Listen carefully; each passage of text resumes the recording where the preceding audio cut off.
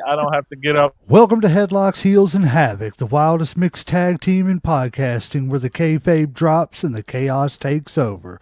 Let's ring the damn bell.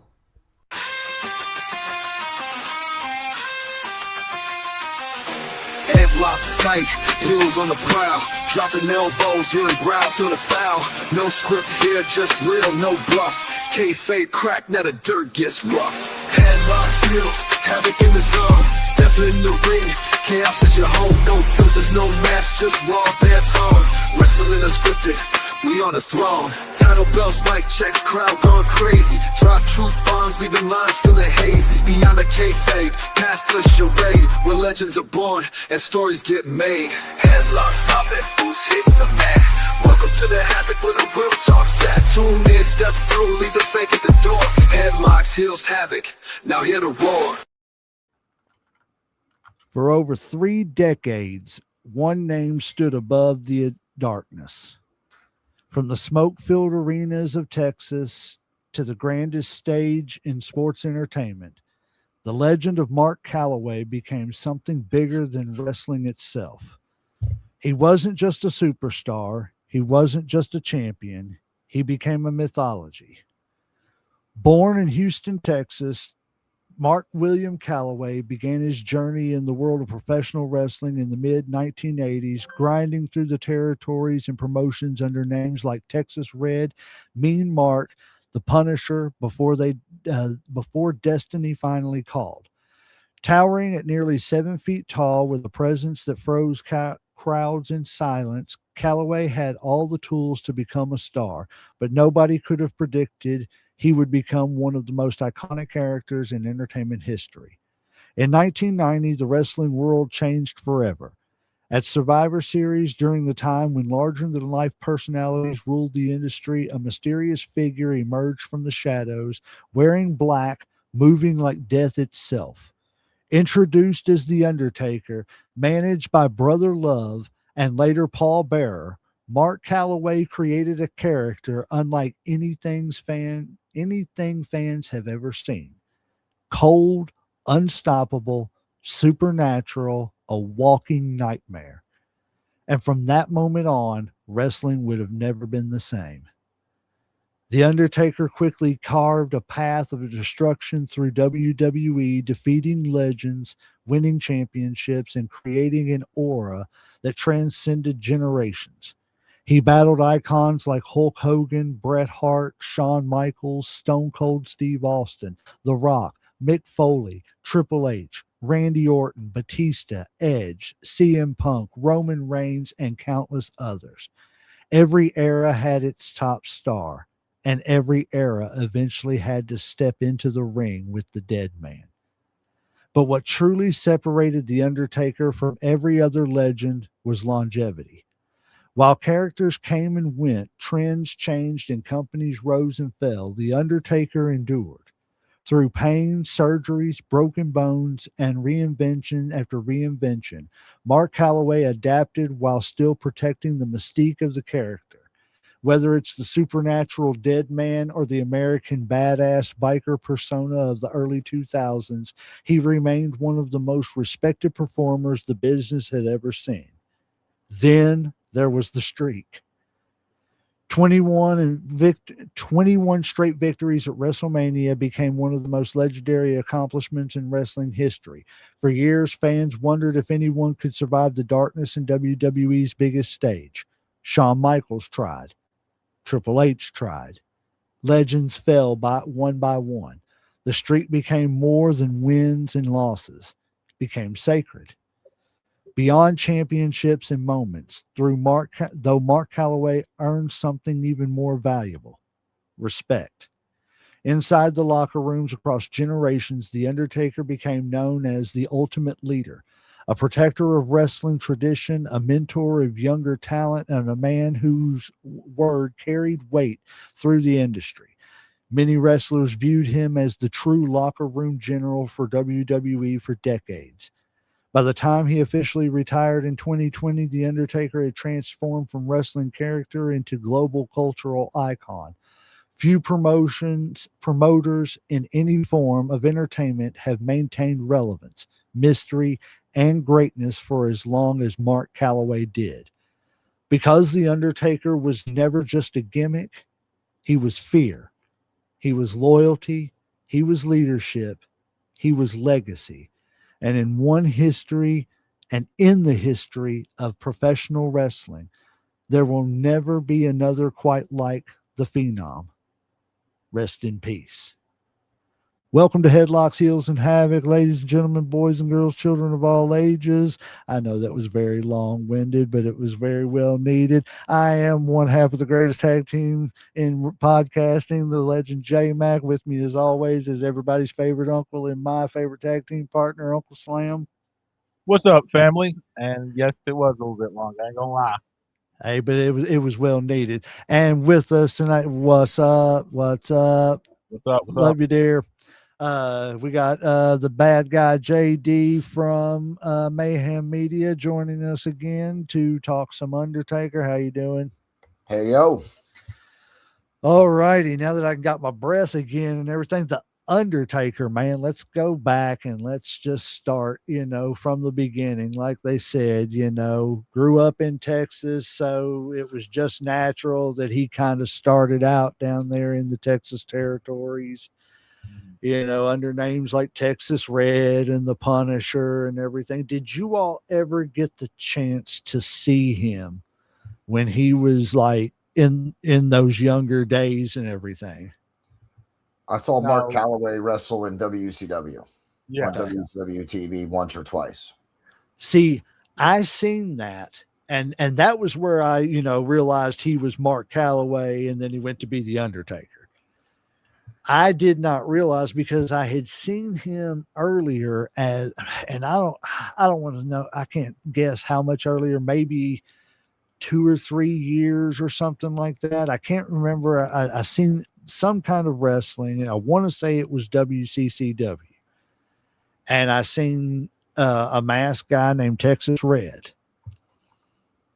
And I was like, I didn't know that was Undertaker, you know what I'm saying? But I may have that all screwed up and everything, but I remember Texas Red and seeing a match with him and everything.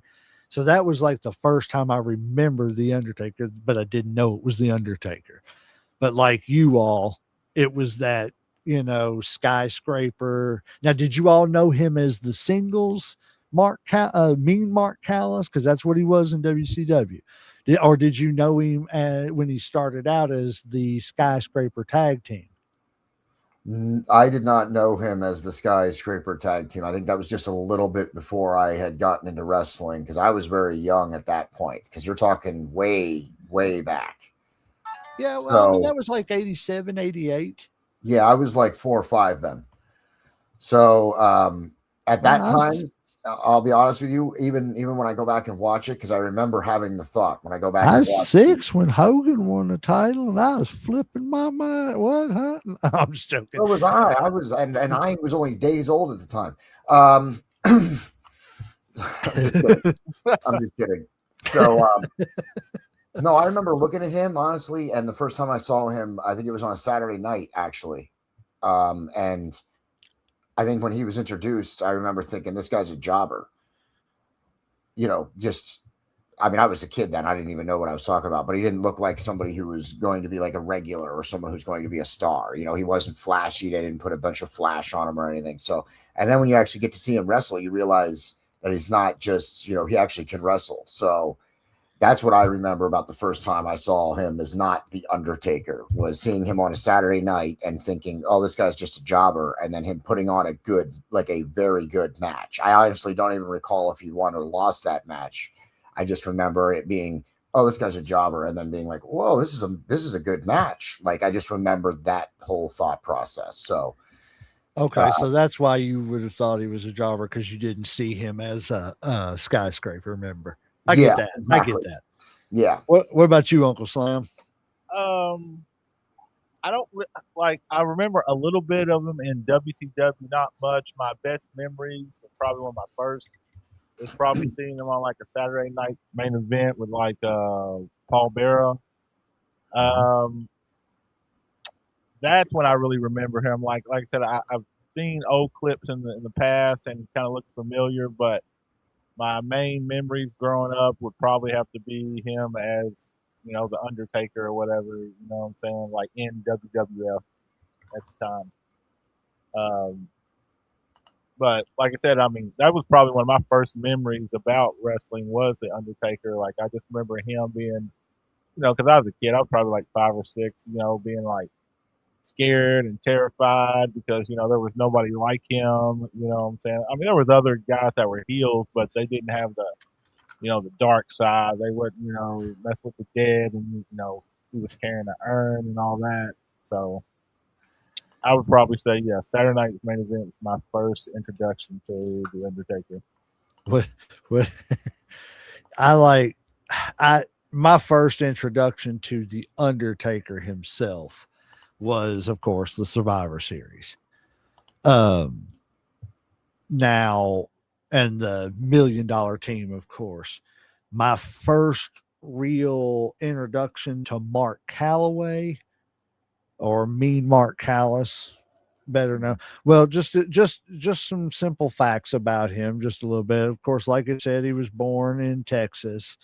Before wrestling, he played a lot of basketball in high school and college. He attended Waltrip High School, briefly attended Angelina College on a basketball scholarship, later attended Texas Wesleyan University, sports management, debuted in 1987 under the name Texas Red.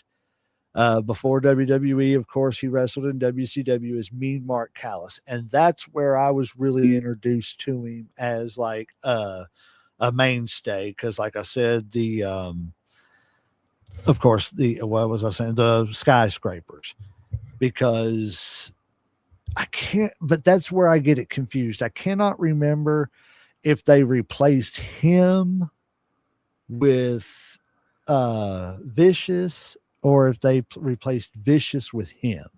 I think Vicious got hurt, and it was him and Dangerous Dan Spivey or something like I'm that, pretty wasn't it? sure it was something to that effect. I know one of them got hurt or injured, and it may even been that they pulling Vicious into the Four Horsemen or something. I cannot remember, to be honest with you. So I don't want to lie to anybody, but I know it worked that way somehow. Uncle Yeah. Sam is probably right with what he's saying. I'm pretty And, sure that it is Sid that got hurt, and then it was him and Dan Spivey or whatever.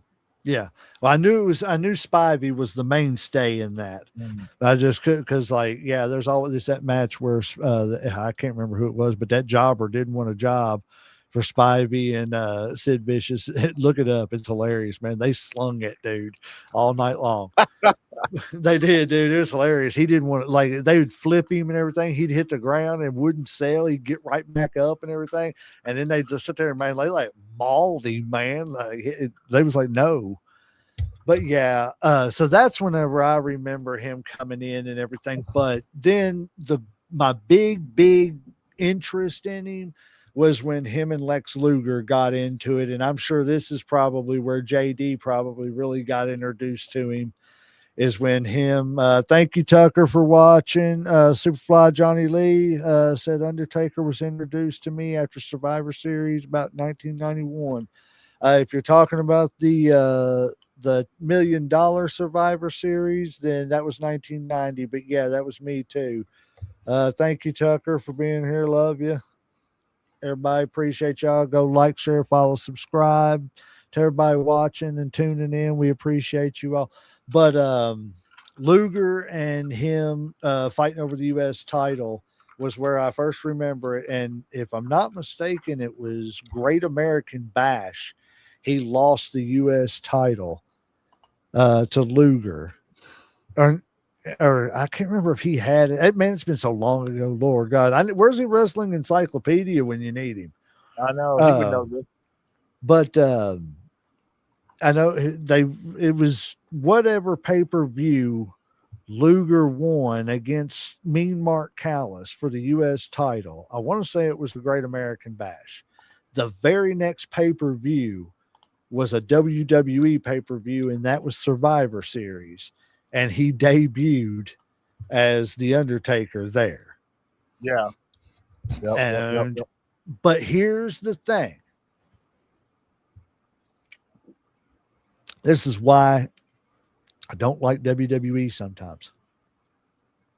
I remember I was there, I watched it live. And because this was so many years before the internet, and I'll be honest with you, I chased this information down for years and could not find it. But when he came out at Survivor Series, WWE has went back and they've edited the footage. But when he came out at that Survivor Series, they introduced him as Kane the Undertaker. Yeah, that's true and stuff. I didn't know that. And like they'll even admit it, but like they quickly took it off or whatever. Yeah. What do you say, Mr. Paletto? How are you doing, Mr. JJ? Tucker, yeah, I don't know about that, man. But yeah, guys, and that's the thing. That's honestly and truthfully, we'll get into that later once we get into that part of his career and everything. But that's one of the reasons why I never liked the Kane gimmick. I love Glenn Jacobs. Think he's a great wrestler. I didn't like Kane, but we'll get into that later. I thought you were going to talk about the whole Oli saying that he would never about people would never going to pay to watch him wrestle. I was getting ready to touch on that. Okay. Yeah, but go ahead. You brought it up. Go ahead. No, it's I think it was right after the whole Luger thing.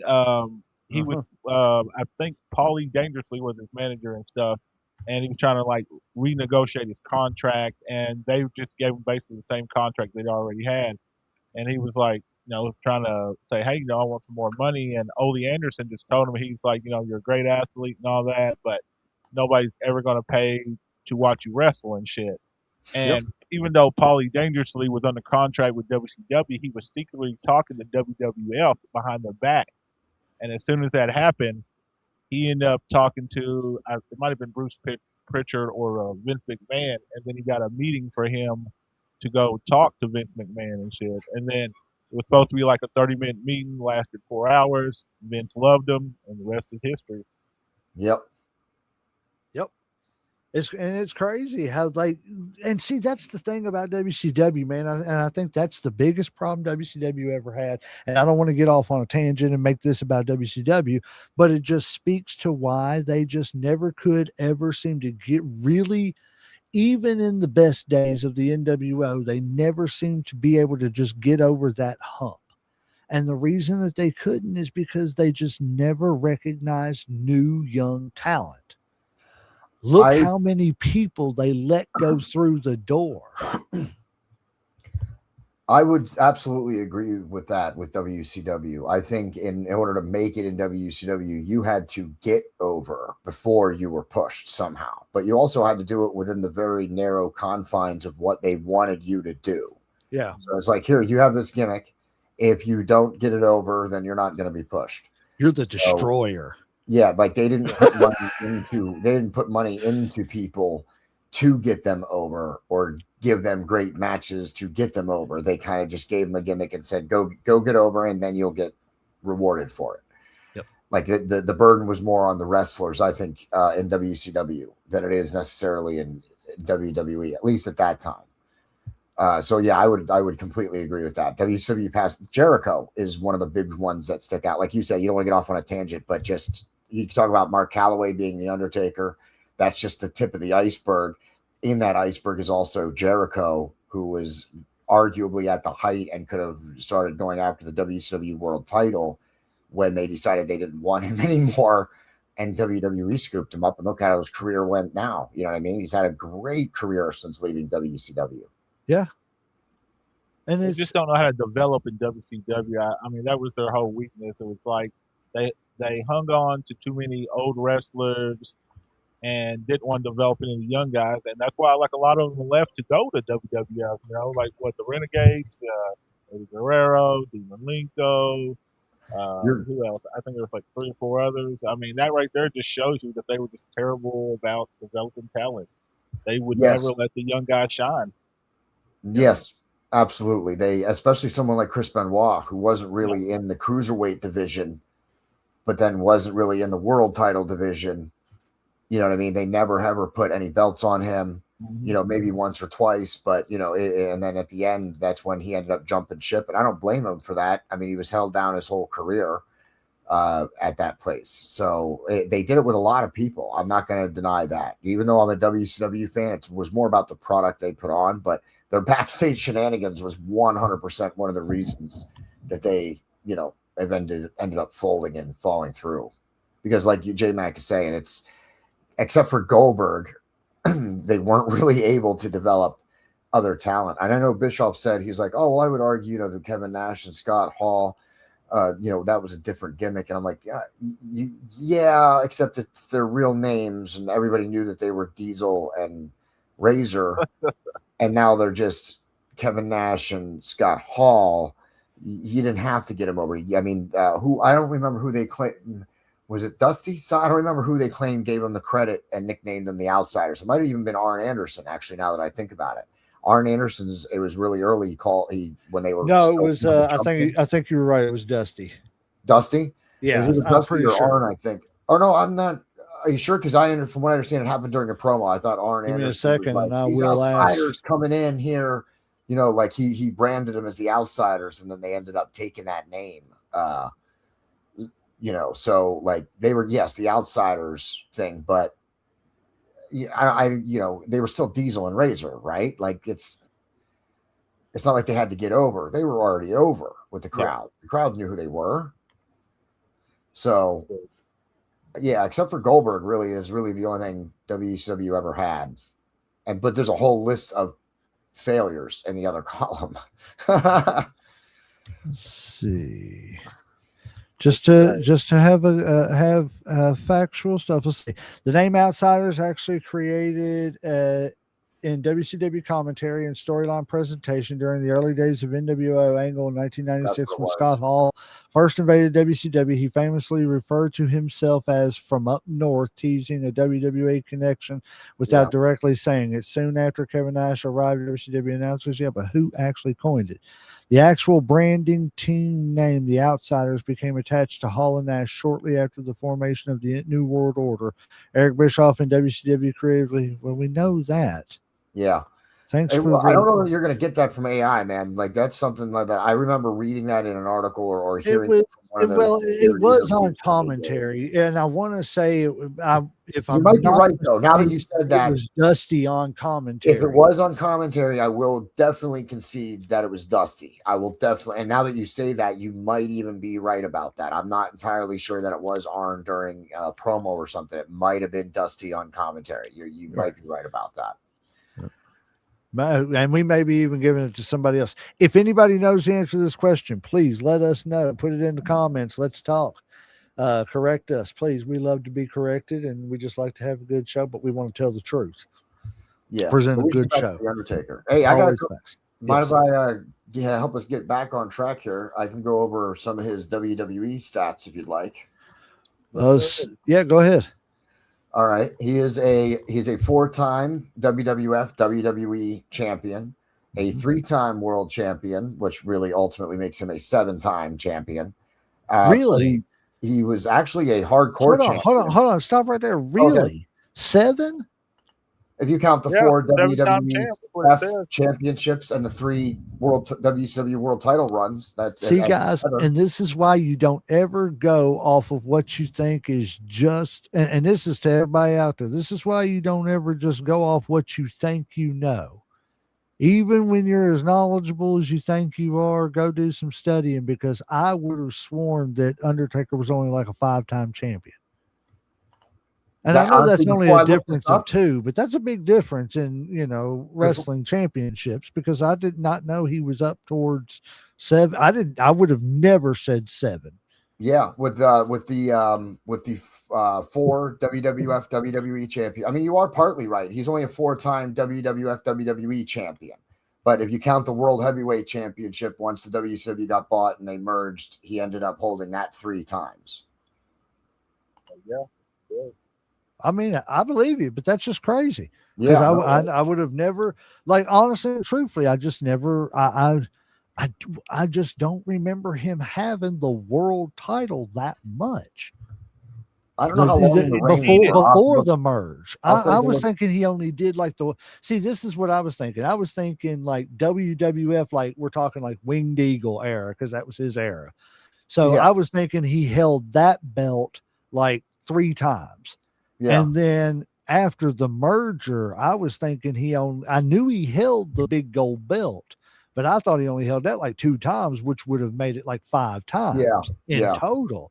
I would have, I promise, if we was doing trivia, I would have never guessed 7 if that was multiple choice. yep. Seven That's times. crazy. Yep. He was also a hardcore champion. He held that belt one time. And this is an interesting stat, and this is something a lot of wrestlers can't do. There's only a few of them that can. He was the WWF World Tag Team Champion 6 times with 4 different partners. That's And crazy. that's not something that a lot of people have done before. He was tag team champions with Stone Cold Steve Austin once, The Big Show on 2 different occasions, The Rock one time, and Kane on 2 different occasions. And him and Kane were also the WCW tag team champions one time. So he's actually got 7 world tag team title reigns, as well as his 7 regular world title reigns. Now that I could believe a little bit more. Give me just 1 second. Mr. Paletto, he said when WWE and WCW merged is not when the 2 championships happened. Was it? I thought it was a few years later. He was Yeah. never he was never actually WCW champion. He was the World Heavyweight Championship Yes. champion. Yes. It was after they dissolved the storyline. Yeah, it was after they just killed WCW off. Yeah, All righty. they kept the big gold belt and called it the World Heavyweight Championship because the WWE title has always been the WWE Championship. Right. So, okay, so let me ask you all this, and we'll start with Uncle Slam. What do you think was the single greatest reinvention in Mark Calloway's career, and why did it work so well? Um, I guess it'd have to be the American Badass. I mean, like you're talking about reinvent because he was the Undertaker for so long. You know, Undertaker, the Dead Man. Of course, he did the corporate ministry, and then there was another one. Was it the Prince of Darkness or some shit like that? That was one of the better ones when he ran the Uh, ministry. yeah, when he came down from the ceiling or whatever, and he looked like he had bat wings or Well, there whatever was on. the first one that was the zombie, like zombie Undertaker, Yeah, and the first one. And then he went to more the ministry type, because he went into that in between mode there. So he was going into that ministry type Undertaker, and then his American Badass, and then he kind of went into that hybrid yeah. between the American Badass and the old Undertaker. That's probably what I would say. I'd say the hybrid at the end. I wasn't a fan of the American Badass thing, but I think he still got it over. You know, whether I liked it or not, it didn't matter. Certainly, the people loved it. But I'd say the way he then became like the dead man, but not really the dead man, right? Like we all knew that who the Undertaker was at that point. So Yeah. I think I like the way he ended his career with just being just the Undertaker, no stable, no dark ministry. I think that was a way to send him off. My personal favorite, though, I mean, I love the ministry when he built the ministry and had this super stable, and the acolytes, and then Edge and Christian and Gangrel were the druids. Like when he had the whole big crew, I was a huge fan of that storyline right up until they made Vince McMahon the guy The pulling leader. the string. Yeah, And then I was so turned off by it. Like they almost had me turned over. That's the one storyline that almost pulled me from WCW was the Dark Ministry. Like I was so interested in what was the Undertaker and the dark part of everything he was doing. I was so interested in that right up until Vince McMahon became the dude pulling the strings. So, like, which one? You said you like the American Badass, right? yeah.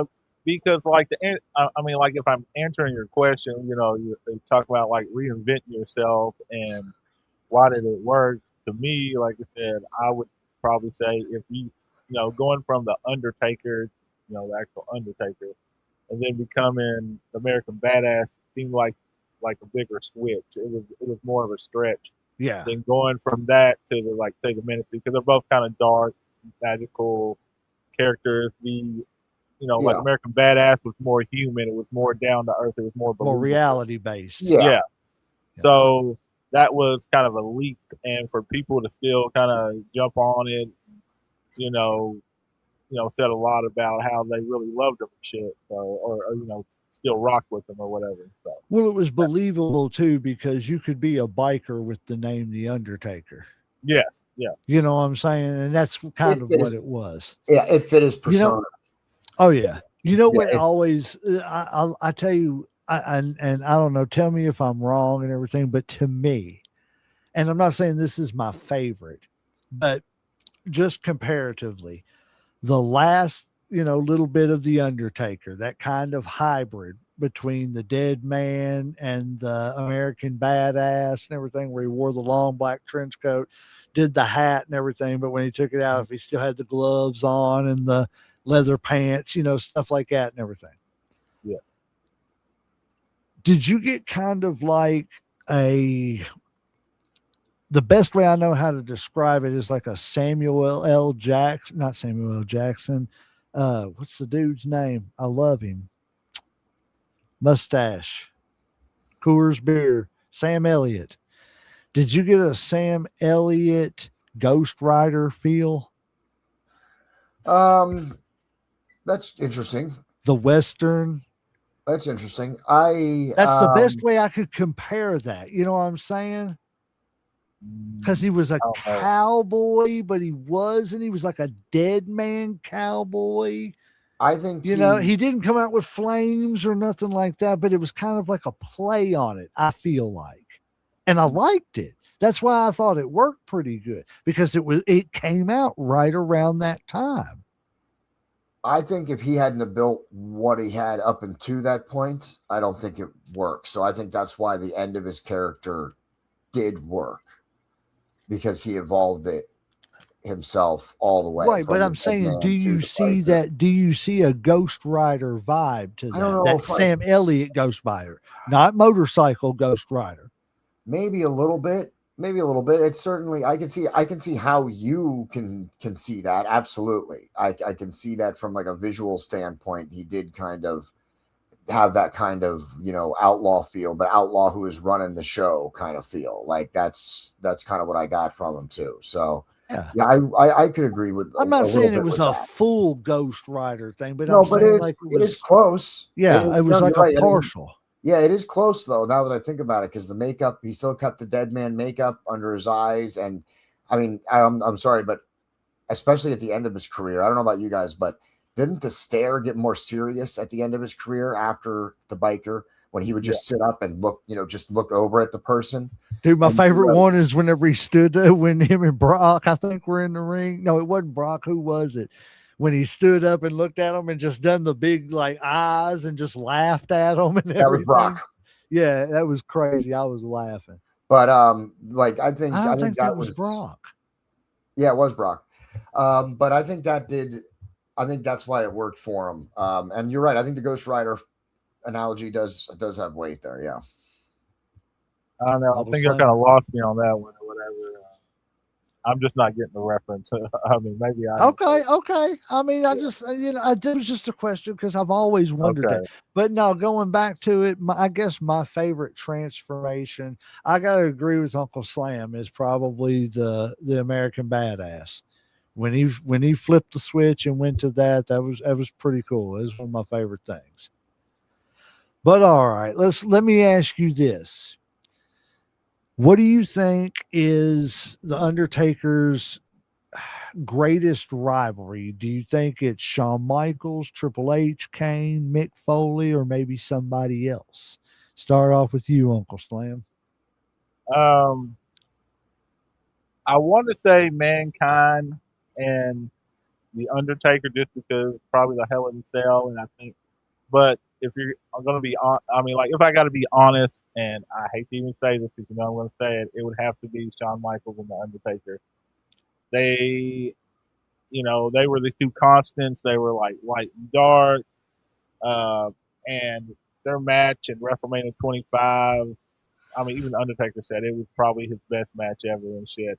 And I even rewatched the shit today, and I can see why. Because when you look at some of the shit that happened during that match, the Undertaker jumping, out of the ring, or Shawn Michaels trying to do a backflip out of the fucking ring, or the Undertaker catching Shawn doing a flip and then tombstone him and shit. Um, and they had a couple, and then there's a ladder match. Of course, the Hell in the Cell match. They've had so many classics and shit. So, and I'm not even a Shawn Michaels fan, and I have to give them props on that shit. Like they had some hell of matches and shit. So yeah. And people forget because people always go to those WrestleMania matches, those 2 WrestleMania matches, but people forget they had the first Hell in a Cell match. Yeah, they did. And that was a barn burner. You know what I'm saying? They had so many great matches at the in the first part of Shawn's career. You know what I'm saying? Besides that second part, you know what I mean? So it was like, you don't just go off that WWE or WrestleMania, the last 2 WrestleManias that they did. Go back and watch that other stuff. And I hate to say it because I would either put it with Shawn or Foley, and just being completely objective. And it was just because if you want quality of matches, and I'm not saying that Foley's quality of matches aren't good, but Foley does what Foley can do, with the limitations of what he has, you know what I'm saying, against what Shawn can do. And, Foley would admit that himself. But so quality of matches, Shawn and Undertaker's are probably better. But like for moments, the Undertaker and Mick have so many. You know what I mean? Because it was just the crazy thing about that was when he came in, he was the first character that was a dark character that felt like he could step up to the Undertaker, if that makes any sense. Yeah, that wasn't Kane or somebody as huge as him and shit. Yeah, well, I mean, he was there before Kane. Was he? Yes. Yeah. Yes, sir. That's what I would say to J Mac. That would be my answer. If the question was who did Undertaker have the better matches with, then you probably would have to say Shawn Michaels. But if you're talking about who put on the better story, then you have to go with Undertaker and Mankind, because that was the Undertaker's first real challenge. Shawn Michaels, and Undertaker went back and forth, and Shawn Michaels, sure, beat the Undertaker. But the thing is, Undertaker always got up and, would chase Shawn out of the ring. Like Shawn would not get to just stay in the ring and celebrate. Usually the Undertaker has the Undertaker. Mankind was the first one that really was able to answer back on that kind of level with the Undertaker. That's why I think it was a better story with Mankind. And I would say Mankind specifically, not Mick Foley, not Cactus Jack or Dude Love, but his run with Mankind is what I think the better story is. See, I can see why you would say that, but I feel like there was more emotion with the Undertaker and Shawn. Like watching their matches, I felt more like I was more involved in it. Like like if something happened, I was more like, oh my god, or oh fuck, or is this really the end type deal? With with Foley and Undertaker, or Mankind, I felt it was just more like what's going to happen. It was more suspenseful, or I can't believe this is happening. I don't know. I almost felt more invested with the Shawn and the Undertaker, just because it felt more emotional to me. But that's just me, like I said. I agree. My argument with that would be that I get what you're saying, because Shawn Michaels overcoming the dead man, you can get more invested in that. But for me at least, the fact that someone was able to challenge the Undertaker in like the dark mysticism and get the upper hand. The Boiler Room matches. That's why. Just he would hunt the Undertaker. Whoever Yeah, yeah. ever hunted Nobody the ever did. Undertaker. Yeah, like nobody took it to the Undertaker like that. Nobody. Yeah, that's No, why I choose them as the better story, Okay. just because of that. Because I So, think it was so I have a mankind fighting question for back. you all, and we're going to do a side note here real quick. We're going to get off the Undertaker for just a slight second because I'm going to ask another question because y'all just made me think of it. So I love the Mick Foley goof off character. I love, limping ain't easy when he tore his ACL and he's out there trying to, do matches and shit and everything. And he steals the Godfather's line, pimping ain't easy, and says limping. It's great. You know what I'm saying? He was a Kurt Angle of his day. But let me ask you this. What if he had stayed a more serious, dark character?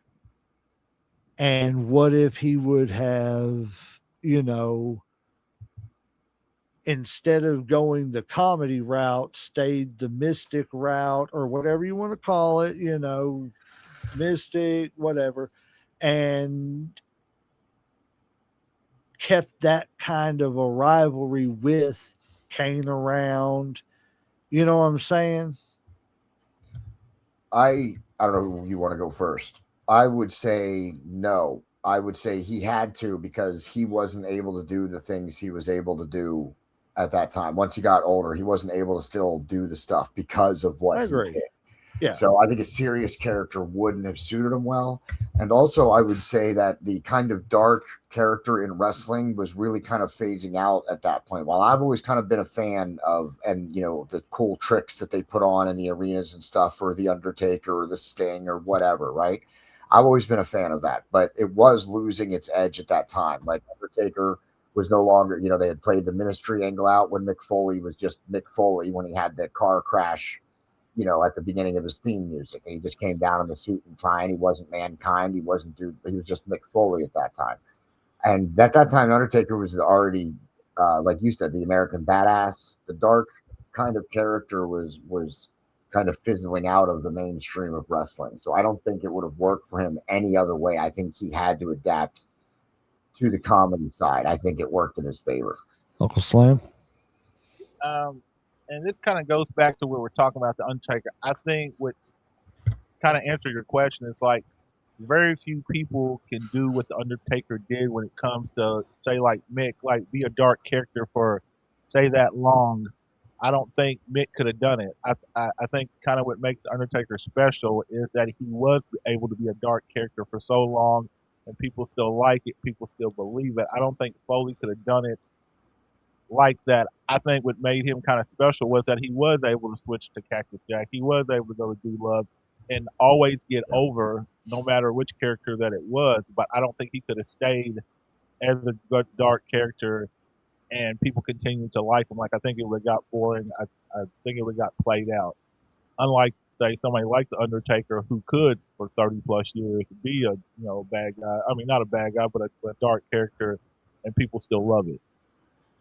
Andrew Paletto answered. He said, best match was Hell in a Cell with Triple H. End of an era match. I would not pick that as my favorite Hell in a Cell match, but that sounds like another episode for you to plan, J Mac. Best JD, favorite Hell in a you Cell hear match? this? JD hears the slightest little bit of disagreement. He's like, we should have an episode about that. Why have the argument unless we're going to get content out of it, right? Coke versus Pepsi. We should have an episode about that. Oh man, I mean, if you want to do a 45-second episode, I guess. Oh, that's hilarious. That's hilarious. All righty. So let me ask you this. Did the Undertaker's character, you think, succeed more because of more the supernatural part of it, or because of the Undertaker, well, not the Undertaker, but Mark Calloway's commitment to making people believe it was real and protecting the gimmick? Andrew said Mountain Dew. Dr. Pepper. Oh, that's hilarious. He said Mountain Dew. Doom. But yeah, so do you think it was more his willingness to protect the gimmick and make people believe it was real, or just the supernatural part of it itself that got it over? Uncle Sam, we'll let you. Oh no, we let JD, you go first on this one. Yeah, I think at the beginning it was this weird character. I think that's what got him over because it was also before the Undertaker. Was there a really dark character that had didn't that was imposing as the Undertaker, who had the whole look down? I mean, if the Undertaker, Mark Calloway, and the Undertaker were the perfect gimmick for the perfect guy at the exact perfect time. That's why it worked so well. The beginning of it was the interesting. Who is this Undertaker? Holy cow! He just beat Hulkamania. Like it's that's what built him up, was this kind of intrigue about him. And Oh, you then got me, brother. yeah, and then when he went to the Dark Ministry character, I think people bought it because they believed in the Undertaker's power. Like they saw the power grow from all this time, and people just bought in that the Undertaker was just this powerful being who now had a ministry underneath him, and he was just going to take over. I think that had a huge payoff if they would have went a different way than they did. And then I think when he goes to the badass, I think that's the first time that he reinvented who he was, as you said, not being the dead man, not being the Undertaker, but being the biker Undertaker. That's a complete 180 from what you do, while still being able to keep. And I think that's where it is. When he was the biker and still able to do the Undertaker sit up, and look at his opponent, and people bought that. People were like, yes, he still can do that. Even though he's a biker, he's still the Undertaker. Right. I think that's what made people realize that he had transcended just being this dark character that people buy into, that the Undertaker is now capable of being, whatever he wants to be, while retaining his abilities from his past gimmicks. Uncle Slam. Now, like, what's the question one more time? Talk too long, Slam? Well, I might have lost a little. He asked the question. He said, to be honest, man, I kind of dozed off right there. Yeah, that's what he said. Disconnect there, short circuit. JD, why do you think we wear the glasses, man? So we can sit there and take a nap real quick. Yeah. Uncle Slim's not even sure what question we're on. That's why he needed the question repeated. So I said, did the Undertaker succeed more? It was the success of his character because of the supernatural part of it, or was it just his overall willingness to protect every bit of the gimmick? I would probably say the kayfabe part of it, because like he was one of those guys, you never saw him out with, one of his rivals. Like even if you saw him out, he was, always in black. He kept talked real slow and quiet, always to the stairs and stuff. Like he stayed in character a lot. Like very few people besides the wrestlers that knew him, ever saw him not in character, and like even if you did see him out, and then he still, still had that, okay, like it's the Undertaker, type deal. So I think it was more or less him just sticking to the kayfabe. Plus, I'm pretty sure Vince had kind of banned them from going out to like strip clubs so that people wouldn't see them together and stuff like that. But yeah, I truly believe it was because he stayed in character almost 24/7. I mean, he didn't stay in character, but there was no internet at the time. There was nobody to give away. So back then it was like you just knew what you saw of them. You know what I'm saying? Like you had to take what you got from TV and stuff like that. There was no superstars. Internet. Yeah. So to me, it was the kayfabe. Okay. Yeah, I think, for all their faults, and I'm not saying that Mark or Mr. Calloway, the Undertaker, had any faults or anything. I'm sure he did and everything, but I'm not calling anybody out. I'm just saying everybody, does whatever they do when they're on the road and stuff. And, people get tangled up in stuff. Everybody does, whether little or big or whatever. And that's their business. But like, you never heard of him getting into like any major issues he was a true locker room leader, especially now that, they're going into his career a lot more with, him being retired. And I think just for me, it's kind of a mixture of both and all of it all in one.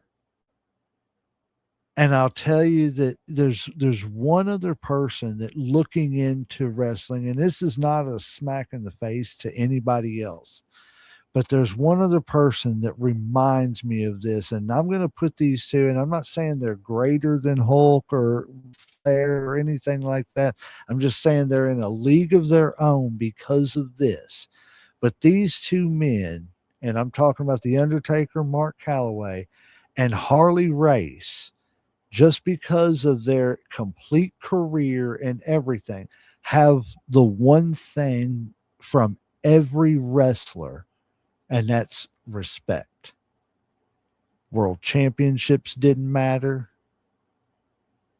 Bullshit didn't matter. You know what I'm saying? It was just about, let's go out here and put on a good show. Let's squash this stupid shit. Let's not do stupid shit. Let's have a good time. It was You know about what the I'm business. Yes. It was about the business for before anything. Like he would call out Vince. Obviously, during the Shawn Michaels and the Bret Hart thing, he Mhm. wanted Bret to do business, and if Bret didn't do business, then he was gonna try to make sure that he was gonna do business.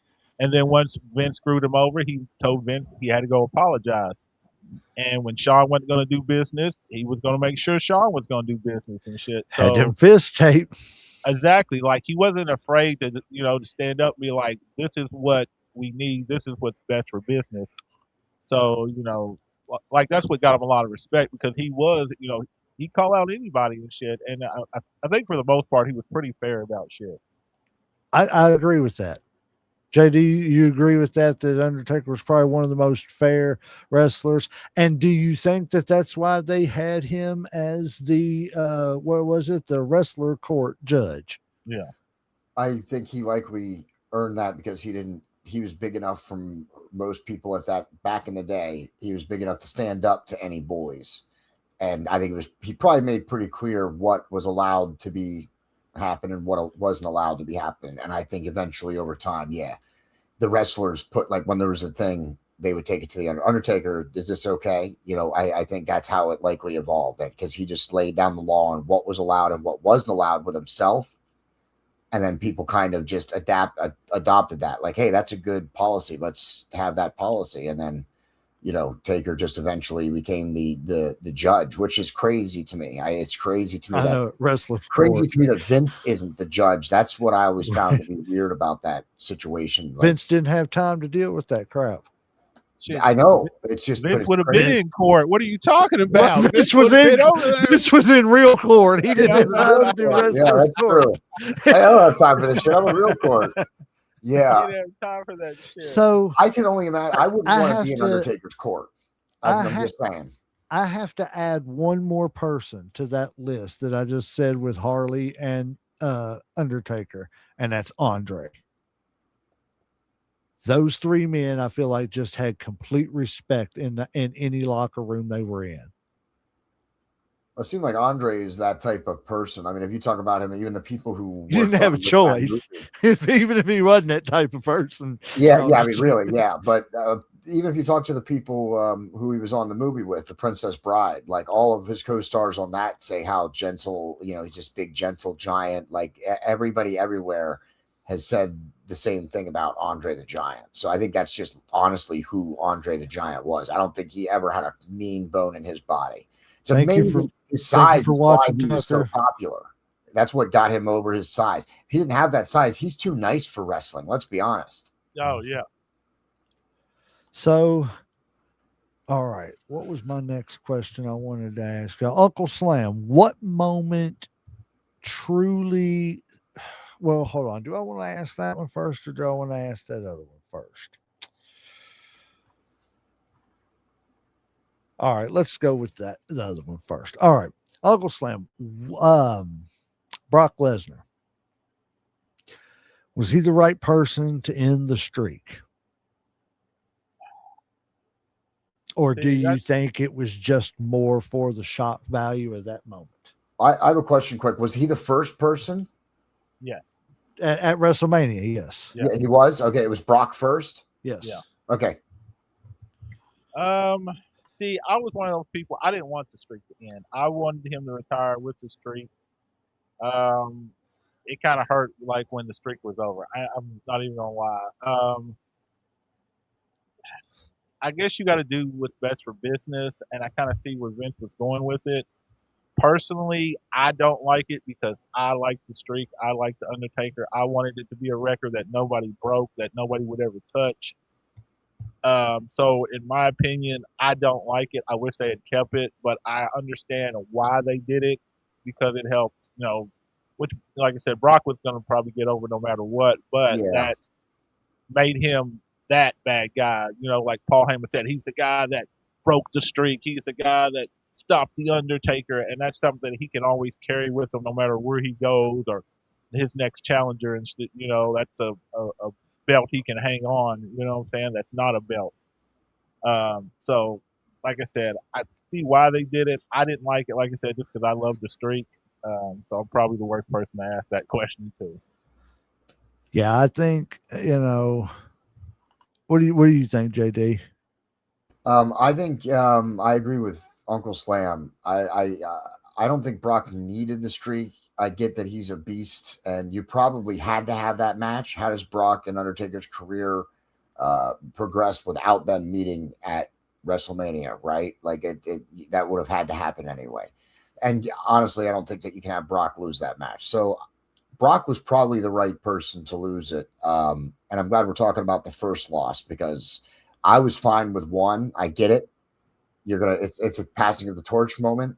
You're saying Undertaker's saying, okay, this is the next big guy. This is the next guy. He defeated me at WrestleMania. Because I think Undertaker was really ultimately in charge of that streak. I don't know that Vince actually had control over that streak. So I do think Brock was the right guy, and I think it did have to happen. But I do agree with Uncle Slam. I didn't want to see it happen though. I would have much rather seen him retire with it undefeated. But how do you do that and it still be legit? Yeah.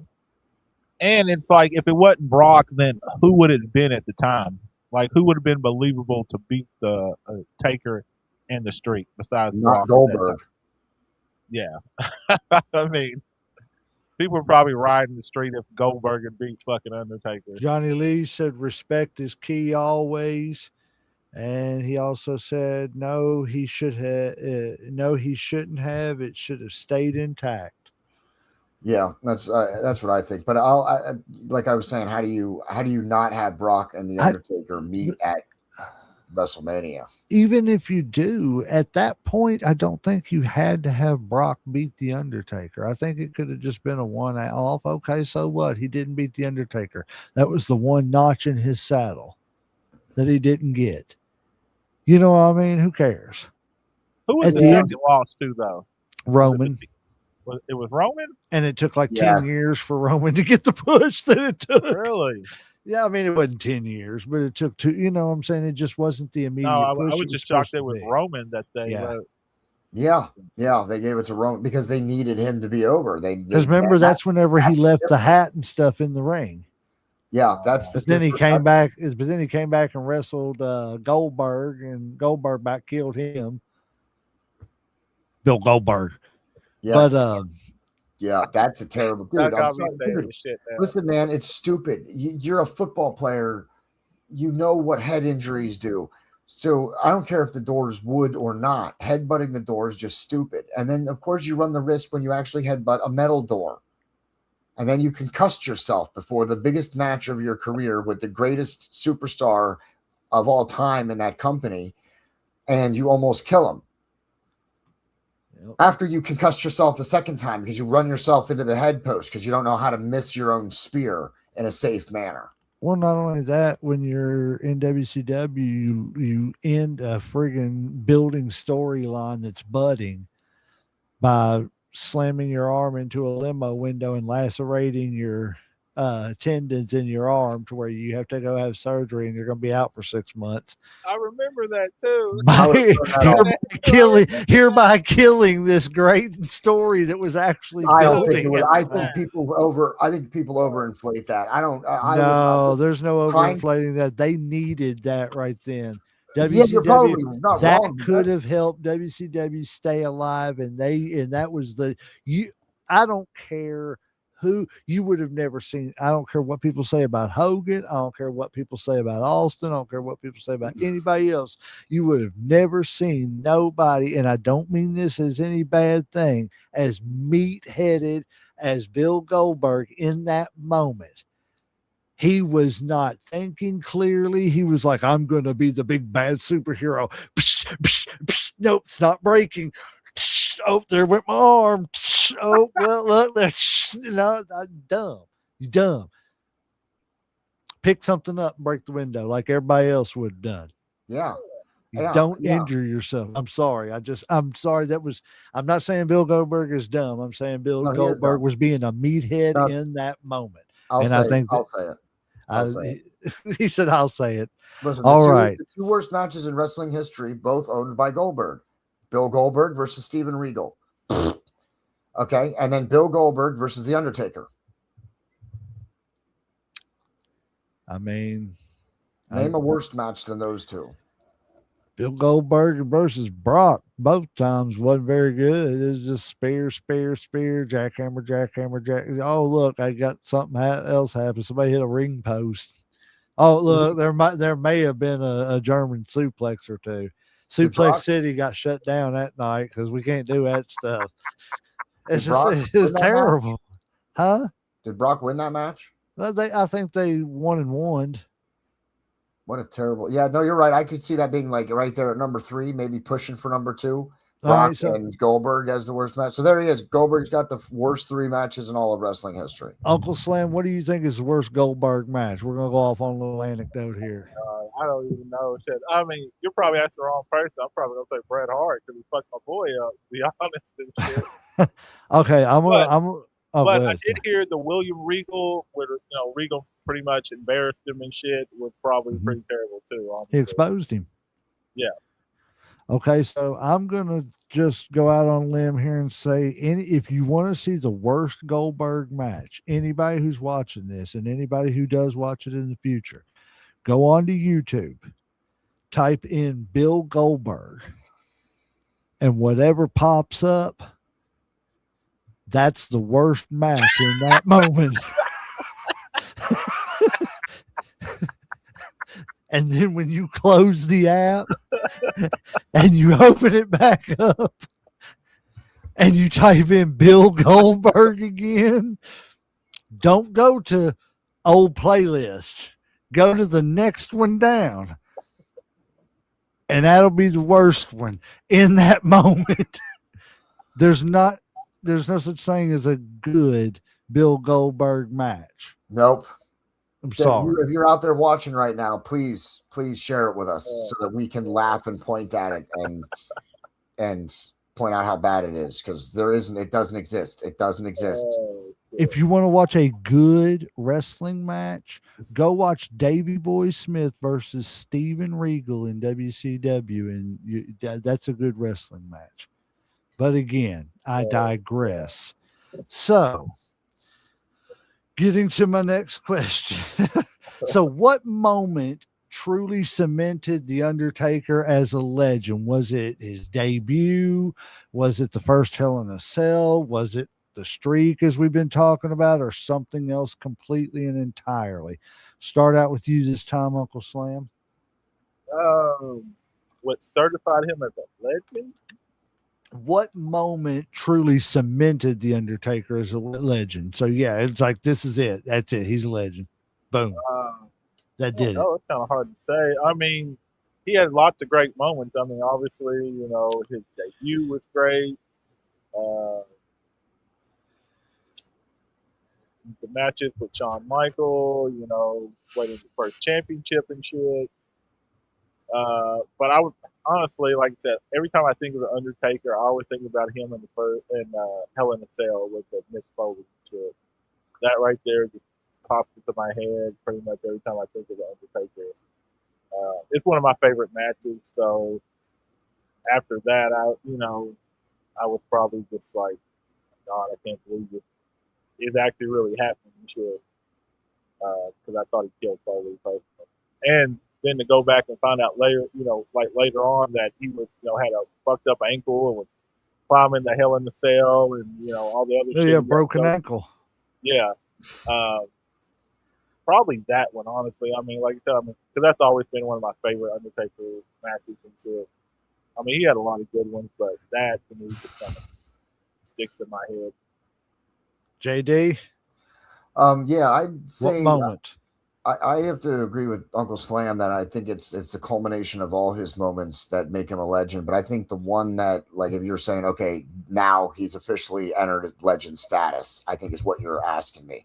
So I would say when he switched back from the American Badass to just the version one of the Undertaker, to the hat and the gloves, because now it was a different trench coat. J Mac, he did incorporate like the biker, like the whole biker style was still part of that. Are you That talking about when he had the bodysuit and he wasn't wearing the leather pants? Like when he kind of did the mohawk thing? No, I'm talking about at the end when he went back to the hat and the whole Undertaker entrance, the old school music. Yeah, but When he did like a whole bodysuit like type thing for like Yeah. a couple of years on SmackDown. That was whenever I remember him. As a matter of fact, his the picture is on our intro because it's him with the belt, the big gold belt and everything. That's whenever he was wearing the bodysuit without the pants and everything. Yeah, That's whenever I liked him after he went back. Yeah, I have to say when he went back to the dead man from the biker, and just with the trench coat, the hat, and went back to the old school kind of intro and stuff that he did, I think that was him entering legendary status, because at that point he switched from a dead man to a biker, then a biker back to the version one of his dead man character, and the fans were still on their feet cheering and going crazy. I think that's the moment that everybody saw, okay, Undertaker can literally do whatever he wants to do, and the people are going to cheer him. I think when the crowd cheers you, no matter what you're doing, even when you're trying to be a bad guy and you're still getting cheers, that's one of those moments too that's reached you to legendary status. I am going to agree that both of those. Did you answer Uncle Slam? Yeah. Yeah. Okay. I'm going to. Both of those are good answers, but I'm going to go back to even earlier. I think that if not, he hit legendary status. He absolutely stepped on the line of legendary status. And I think he did it very early in his WWE career when 1 year after his debut, he pinned Hulk Hogan for the World Heavyweight Championship. And he, clean, unclean, wasn't his fault. He picked him up and done the tombstone. He didn't know Flair put that chair right there. You know what I'm saying? If you watch, Flair slides it in as he's picking him up. He ain't really looking down. Oh yeah, I remember that. Hogan being hurt. He's just bitching. He said, no. I'm just saying. I'm not even talking about the. Oh, you got me, brother. Yeah. Go call Linda. Oh, you dropped me. You dropped me. Yeah. You got me, brother. No, he dropped me. He dropped me, brother. He dropped me. No, clearly, I love Hulk, man. I love. Didn't hit the mat, Terry. You can't help but he said I watched it later on, man. I was like, man, it's like 2-3 inches off the mat. But yeah, my arm's hurting, brother. And I always thought that if you watch the way he done the tombstone with him, it was more protected than he done it with other people. Are you? Of course it was. But dude, it wasn't him holding by the waist. He had Hulk's arm hooked too. You wouldn't have where Hulk was kind of sideways. He wouldn't have been able to drop him on his head the way because of the way he underhooked his arm. Yeah, he was, but Hogan's body was kind of sideways. He was almost in a power slam. It was almost like he was slid down a little bit from a power slam. Yep. Yeah, But anyways, that's beyond. But I then I think right then he became some sort of a legend because he was 1 year in. He's pinned Hulk Hogan. He's been the world champion. And even though they took it off of him quick, because they weren't sure, they just wanted to see what it would do and everything. And it was like, oh, because I'll be honest, at the time, all this stuff about Hulk hadn't come out. So he was still kind of the, WWF hero, but it was starting to get to the point to where the vitamins, prayers, and stuff was wearing thin a little bit, Warrior was right in there too and everything. But when he beat him, it was kind of like, this is not a guy I want around Hulk Hogan, especially if Hulk's got the title, because I know he can take it from him and he can take it easy. How does Hulk hurt him? You know what I'm saying? And I think that alone put him into legendary status, because that alone right there, and I'm talking about Zombie, Survivor Series, the first year came, all that stuff, Undertaker was moved in because of that right there, moved into like Andre the Giant status. How do we hurt this guy? You see what I'm saying? Yeah. Nobody really said, oh, how it's like, man, King Kong Bundy's a massive man, but it was never, how do you hurt King Kong Bundy? How are you going to get past him? You know what I'm saying? There was never that around him. There was around the Undertaker, and it was that quick. That's just my opinion. All right, hold on a second. I mean, you're talking about matches. Like, how many matches, like, you think the Undertaker's had over 30 years or whatever? Because I got a couple little facts here. I'm sure. I honestly and truthfully, does anybody have a guess? I would say at least 1,500. JD? I'm probably gonna go with. I'd probably go a little higher than that. I'd probably go with about 1,800. Okay. Now, they say right here, over 2,000 matches. It's between 2,195 to 2,400 matches over 3 decades. Because that counts house shows, televised shows, and dark matches. And stuff they just don't have records about and stuff too. So it's got to be an estimated number between those things. But still, that's a lot. Yeah, he's got a record 21 straight, WrestleMania, of course, final record's 25-2. He's had 60, he's competed in 65 casket matches. He's had, let's see, there were 17 plus, he's won 11. Hell in a Cell, 14 appearances, holds the record for the most. Buried Alive matches, 5. Body bag matches, 1. Last ride matches, 2 versus JBL and Mr. Kennedy. Inferno matches, 2 versus Kane. Biker and chain match versus Brock. A Pooja prison match versus the Big Show and the Great Khali. A concrete cryptid match and a boneyard match. Oh yeah, that was going to like say that's Jay. just some of the matches that he's had. Like incredible, over 2,000 matches over That is 3 crazy. decades. And shit. No wonder his body, broken down and shit. Mhm. I mean, And So- would it surprise you to learn that his longest world title reign is only 133 days? No, I knew that. But not even surprised, honestly. But he never needed the title to be relevant. Like he's the definition of a person that was always at WrestleMania, always in a storyline, and didn't need the title to be important or to steal the show and shit. I would Well, argue Sting is the equivalent of that, like his Yes, doppelganger. for WCW. Undertaker and Sting have always never needed the title. They've always just been over. Yep. I think Sting got to be like that. I think when and I don't know how much it was more, and I don't want to get off on Sting. We should do a episode on Sting sometime, and I know JD wants to do that one. You better not do that episode. Well, Uncle Slam, when we do a Sting episode, we got to remember to forget to invite JD. For some reason, that invite button just will not work, man. What is wrong? Don't make me blow But up the no, comments now. right. Hey, that's all right. Blow them up, please. Please blow all of them up. But no, and I agree with Uncle Slam. I put him in that category as like a Rowdy Roddy Piper. He just never needed the title.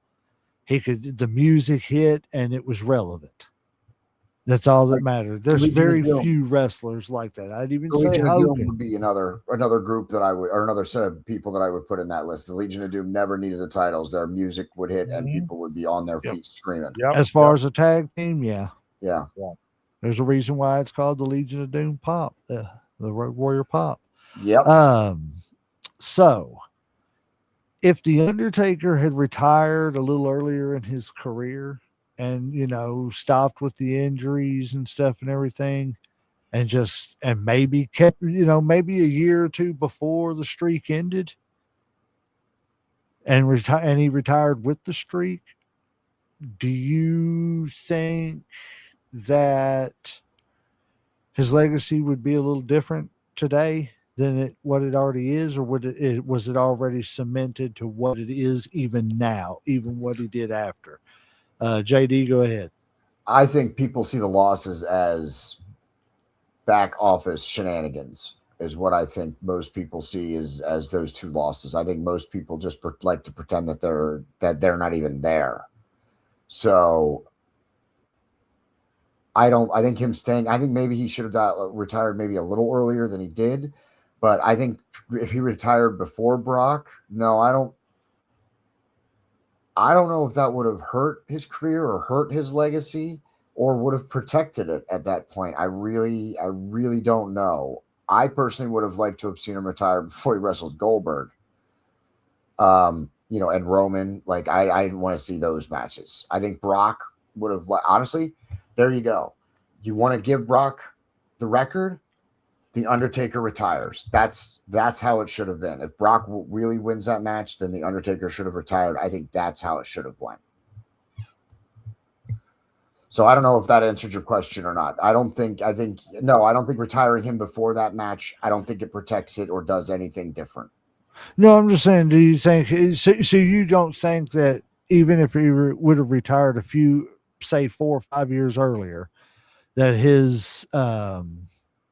he would still have the same legacy as he does?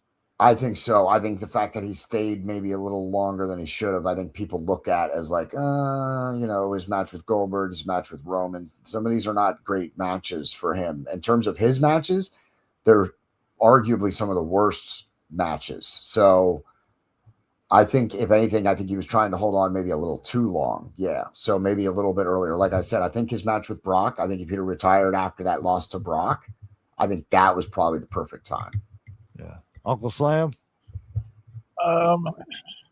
See, it's kind of hard. Like I said, I don't Do I need to think. repeat the question again? No, I'm just No, no, fucking no, with you. no, no, no. I was like I said, I didn't short circuit that time. Um. I don't think it would have changed anything. I think his legacy is pretty much secure.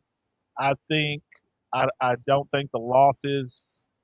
People don't like him, but I don't think they look at him as like, oh my God, he lost and this and that. You know what I'm saying? Like he's a legend no matter what. I mean, like I mean, because you can't look at those two matches and then look at 2,000 other matches and say those two taken away from those other 2,000 plus matches that he's had.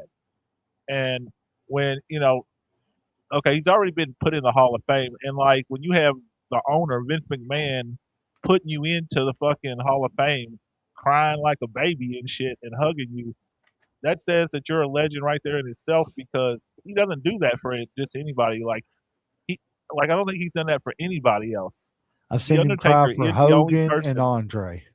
Yeah, I think those are the only two people like he ever, you know, treated like that. Now, of course, a lot of people say, Vince was like a father to him and shit like that, and like even Taker will say that he was as close to him as his father. So I just don't see. To me, like it doesn't take away. Like I still see the Undertaker as I would. I kind of wish he maybe did retire a little bit earlier just to kind of preserve his body. Maybe come back a couple times here and there at a WrestleMania or whatever to win. But it doesn't change my opinion of him. I don't look at him less, because he hung on a little bit too long. Because a lot of great athletes, unfortunately, stay past their prime and maybe should have retired a little bit earlier or should have retired while they were on top. But Ric I Flair. don't hold it against them. It's Ric Flair. Yeah, Ric Flair, prime example. I just wish Ric Flair would be quiet now. I love him, but just shh. I love him, but I'm a huge fan of Ric Flair. so what do you think about Undertaker, sir? You think his legacy would be, or did you already? You Yeah, didn't I already Yeah, answered yeah. it. Your turn. Yeah, okay. Now who's slipping over here, legend? Yeah, I am, yeah. man. I am. It's getting Okay. late. So if the, I don't. Yes, I think maybe. I don't know. I kind of wish he would have retired. And again, like you all said, I wish he would have retired with the streak because that's something that wasn't a title. You didn't have to turn it over as you were, bowing out or anything like that. That's something he could have won at WrestleMania the last time, walked away, and been done. You know what I'm saying? He's the one guy who never lost at WrestleMania. Oh, that's his thing. Um, but I think that whenever he decided to stay around for longer, it just kind of became a thing that had to happen. You know what I'm saying? Because eventually the torch has to get passed, as Brock Lesnar showed this past WrestleMania. Um, it's sad. I don't think, I really don't think it would have hurt. Like y'all said, the losses, nobody likes them. And I think it would have been better to have the streak. I don't know that it necessarily affects anything. So I guess overall, no, I don't think it really affects anything. If I, just from my opinion. If I could, J Mac, imagine No, you can't. No, I'm just joking. imagine if Brock beat the Undertaker, and that was Undertaker's last WrestleMania. It was his only defeat. That would Okay, have been great. and then all these years later, now while Brock has lost matches, he hasn't lost as very many. But now Brock passes the torch to Obafemi at WrestleMania. I think it would have made Brock's passing the torch to Obafemi that much more special had Undertaker's last match been a loss to Brock Lesnar at WrestleMania. Can I be honest with you? As a rebuttal, I could see that, but here's what I think should happen. Brock's not just passing the torch to Obafemi, and I know they got to be careful about this. But if Obafemi turns out to be everything we think he may turn out to be, barring injury and just whatever, Obafemi gets the next streak because he passed that along to him too. I don't know. Those big shoes to fill right there. That, I know. Big But shoes. think about what they just gave him too. They just gave him Brock's spot. I know. So that's But big shoes to fill too. That's why I'm saying they got to be careful. And for the next couple of WrestleManias, if they set him up right to win, he don't necessarily have to win the world title. You know what I'm saying? He can win the U.S. title 1 year and then lose it after 6 months or whatever, then start going after the Intercontinental title. You know what I'm saying? Let's build him up. I think it also should be story. Like the reason Undertaker got so many matches and was always undefeated at Mania, and is because he wasn't always the champion going into Mania. Right. So that's the whole, like, if you do it right, like as J Mac just said, if he's not the champion and you don't need him to lose the belt at this pay-per-view, then just have him do stories and just make sure he's the one that comes out on top of most of these stories at Mania. He's just rampaging through the roster and stuff. He pulls up the next streak. I think that could be something cool. All right. Last question before we get out of here, unless anybody else has got anything. So looking back now, as far as ranking, where does the Undertaker rank among the greatest performers in history? And what makes his So this is a two-part question. Where does he rank among greatest performers in history? And what makes his legacy unique compared to people like Flair and Stone Cold, Hulk Hogan, and so on and so forth, Stings, Sean's and stuff. Uncle or JD, we'll start with you. Yeah, like I said, two-part question. Yeah, I think his legacy kind of I'm a proponent that the Undertaker and Sting have a very mirrored kind of career with their own individual companies, and I think that that's true. In terms of greatness and where he falls, um, that's a tough call. I don't know if I could pick exactly where he would fall, like in a list of names in terms of the greatest. But I will say that what gives him his place on that list certainly goes to his size, his abilities combined with his size, because nobody that size at that time is jumping over the top rope, after people. Undertaker was one of the first big guys to do high flying moves off the top rope and do them in a way that people liked and believed. So, um, Okay, so let me ask you this: as far as ranking, since you said you would have a hard time, you don't know where you would be able to put him. Would you at least say that he is, and I'm not saying just as a wrestler, I'm saying as a wrestler and as the entertainment all wrapped up into one, would you say he's top 20 all time? I would certainly probably, if I had a top 20 list, yeah, Taker would probably be on my top 20 list for sure. I would probably even maybe put him in a top 15 actually. Okay. Okay. So what do you think makes him unique as compared to people like Flair besides the obvious?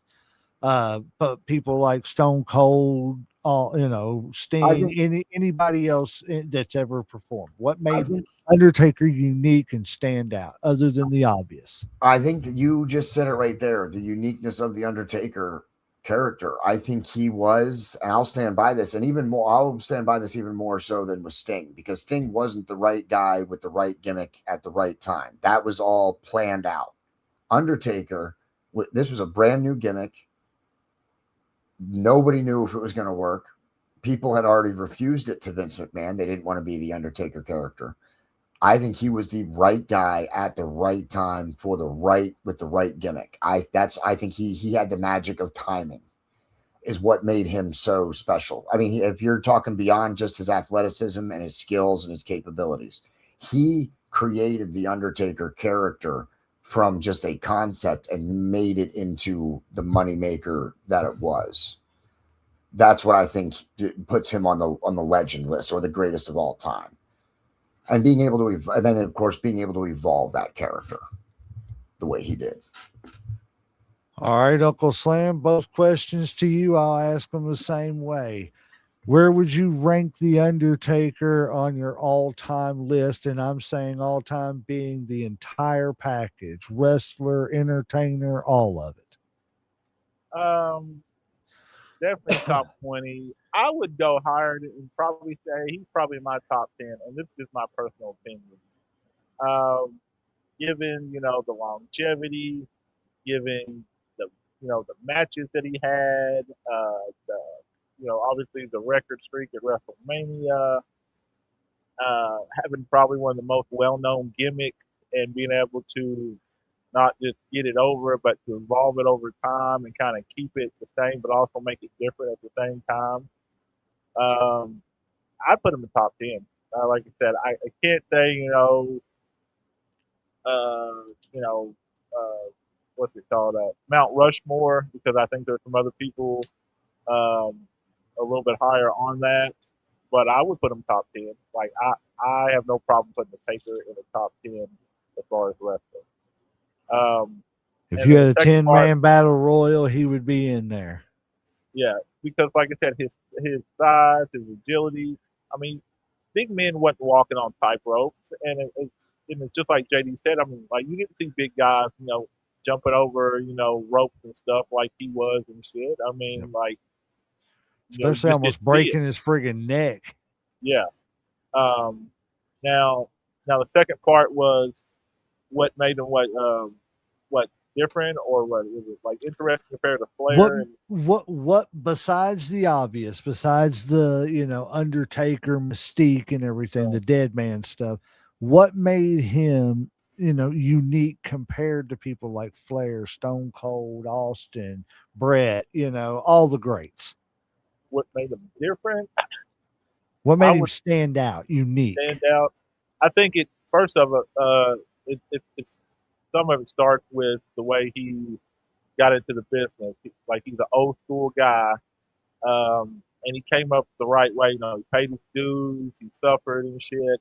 He gained a lot of respect from the boys in the back. Everybody, no matter who it was, always respected the Undertaker. So it starts with just coming up the right way, and I think his love for the business because as a wrestler, you have to give up a lot. You give up a lot of family, you give up a lot of kids and stuff, and like he'll even admit, I think his first two or three kids didn't get the best version of him because his love of the business was more important than raising kids, and he went through three wives. So it shows that he wasn't staying at home, as people say and stuff. He was on the road, or he would probably stay married a little bit longer. Like he loved the business. Like he bled. He was a lot like Vince. Like the business came first, no matter what. Whether he liked it or he didn't like it, the business was always going to come first in his life, and I think that's what separated him from a lot of people because he really like he lived that shit. Like I said, it wasn't just about me being a star.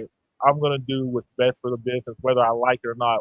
Whether it means I got to drop this title, whether it means I got to give up my streak to get somebody over. I'm gonna do what's best for business, and I think that's what made him stand out because he put his ego to the side and just wanted the best for the business, and I think he gave him a lot for it. So to me, I mean, that's what made him different than a lot of people. And to go to what you were saying, it was almost like you're talking about putting the business first. It's no different than a dad having to, regardless of what's going on, besides the games, the dances, whatever, I gotta get up and go work. I gotta go do this. This is what I do for work, so I gotta go work. You know what I'm saying? I think it's people don't understand that. It's on a different scale. But these people work just as hard as a blue collar worker with the Actually, harder, travel. man, because you're on the road what almost 300 days a year. Right. I mean, the schedule's a little bit better now and Yeah, everything because of but that's still the, a long time to be away from your family. I mean, you it spend more is. time with the people you work with than than your own family. Yep. But, and I think for me to sum it up, as far as, for his all time ranking, I don't know. I mean, that would be something that I would really have to sit down and think about. Um, Realistically, would I put him in the top 10 of complete package? See, because I just changed my mind when I said that out loud. Yes, I would put him in the top 10 of complete package just because he was a good enough and I don't mean he was a bad wrestler by saying this, but he was a good enough wrestler and he developed his unique set of moves and all that stuff and style to where it worked for him. It was great. I hate that it took the toll on his body the way it did, same as Hogan and all the other ones that gave up their body to entertain us throughout all of wrestling. Thank all of you all, even the ones today. Thank you. Um, but it's like, I think, yes, I would put him in the top 10 just because the whole package was something you always had to see. It was like a Hulk, it was like an Andre. It was the must see thing, even if it wasn't, just like we was talking about earlier. Even if the streak match at WrestleMania wasn't a title match. It was one of the top 3 most relevant matches on the card. Period. So it's like I I think that, like, yeah, he would be top 10 as far as that goes.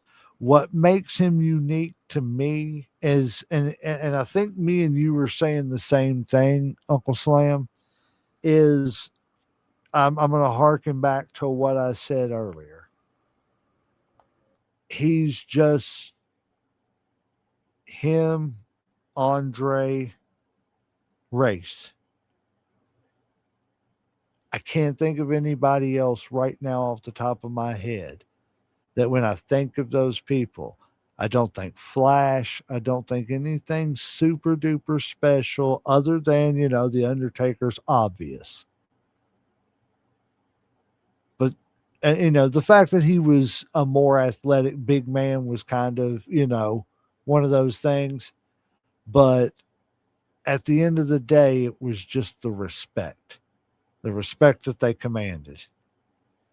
And I think that was the most unique thing about him, was that no matter in all those names, he was in a locker room with all those names, and he was the locker room leader every time.